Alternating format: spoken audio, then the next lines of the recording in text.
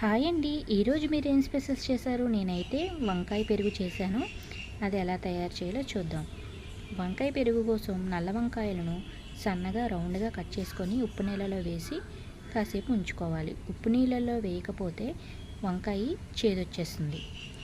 ఇప్పుడు వంకాయలో ఉండే వాటర్ అంతా వడగట్టుకున్న తర్వాత ఒక ప్లేట్లో వంకాయ ముక్కలు, తగినంత ఉప్పు, కారం, garam masala, 1 table spoon oil వేసి మనం కలుపుకున్న మసాలాను వంకాయ ముక్కలకి బాగా అంటేలాగా కలుపుకోవాలి.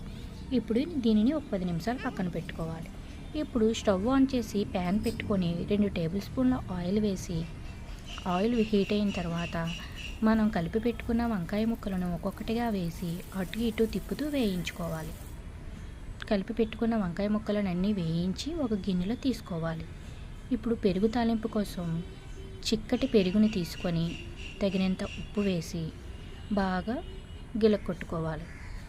ఇప్పుడు దీని తాలింపు కోసం స్టవ్ ఆన్ చేసి కళాయి పెట్టుకొని 1 టేబుల్ స్పూన్ నెయ్యి వేసి జీలకర్ర, ఆవాలు, కరివేపాకు, ఎండుమిరపకాయలు అన్నీ వేసి బాగా పోపు పెట్టుకొని పోపుని పెరుగులో వేసి కలుపుకోవాలి.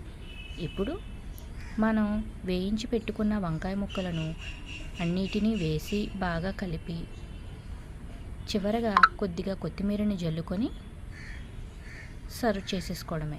అంతేనండి. ఇది వేడి వేడి అన్నంలో కలుపుకొని తింటే సూపర్గా ఉంటుంది. నచ్చితే ట్రై చేయండి. Please subscribe.